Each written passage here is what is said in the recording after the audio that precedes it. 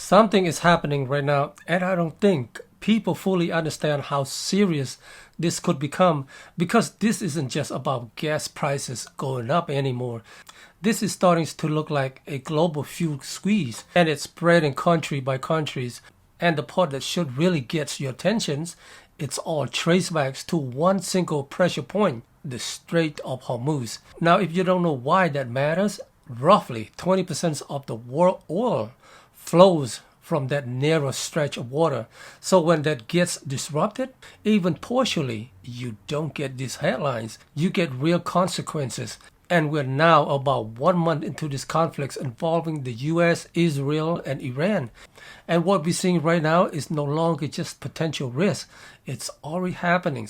Let me walk you through this because once you connect the dots, it starts to feel very different.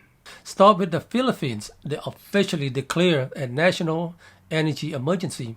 And that's not just political language. They're saying they get roughly 45 days of fuel left at current consumption levels.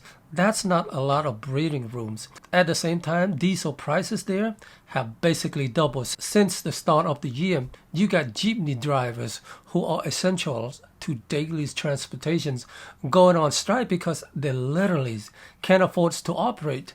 And when transportation starts shutting down, everything else slows down with it. Even after securing over 700,000 barrels of Russian crude, the first shipments like that in 5 years, it still hasn't stabilized the situation. That tells you how tight supply really is right now. Now zoom out. Cambodia, one of the most import-dependent countries for fuels, is getting hit even harder. Diesel prices have surged around 84%. Nearly 2,000 fuel stations have already had to halt sales. So this isn't just expensive fuels anymore. It's fuels that isn't even available. That's when things starts to shift from inconvenience to real disruption. Governments are stepping in, cutting taxes, removing imports duties, but those are temporary fixes. They don't solve the core issues. Then you look at Thailand. They already lift fuel price caps. Prices jump quickly, and officials are openly saying it's better to have expensive fuels than no fuels at all. That's not a normal statement. It's a sign of pressures behind the scenes. Their subsidized system is under strain. Billions are being spent just to hold things together, and that's not something that can continue forever. Malaysia is in a similar position. They're still protecting consumer with subsidies. But even they are starting to pull back. Fuel quotas are being reduced and subsidized access is being more limited. The cost of maintaining those protections is climbing rapidly.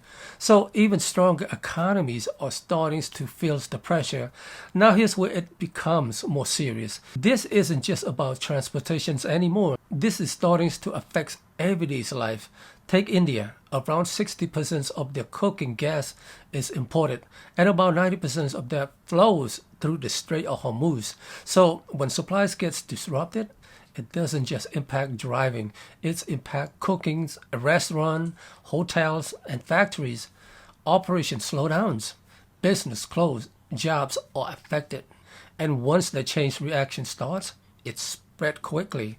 Pakistan is already warning that thousands of fuel stations could shut down if condition doesn't improve. Indonesia is spending tens of billions on subsidies just to shield customers. But even analysts are saying that level of spending isn't sustainable. Vietnam is tapping into stabilization fund just to prevent prices from spiraling. Across Southeast Asia, you're seeing different countries respond in different ways, but all dealing with the same core problems, limited supplies and rising prices.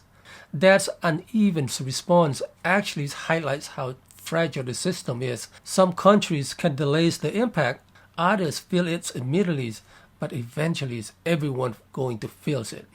And this isn't just about oils anymore. This is about dependency. Most of these countries rely heavily on import energy, and when a single choke point like the Strait of Hormuz get disrupted, that dependency is exposed instantly. Now layer in another factor. China has restricted refined fuels export, so countries that relied on China as a backup source don't have that option anymore. That adds even more pressures to an already strained system. And that's why you're seeing oil prices spike so aggressively in the past in parts of Asia. This is a normal market movement.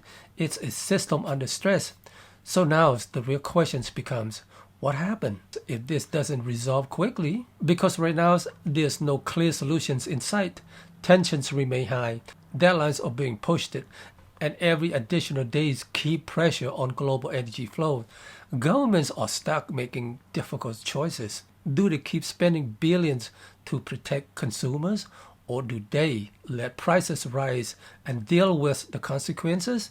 Neither option is easy, and that's why you're starting to see protests, strikes, emergencies declarations, and policy changes happening all at once across multiple countries. That's not random.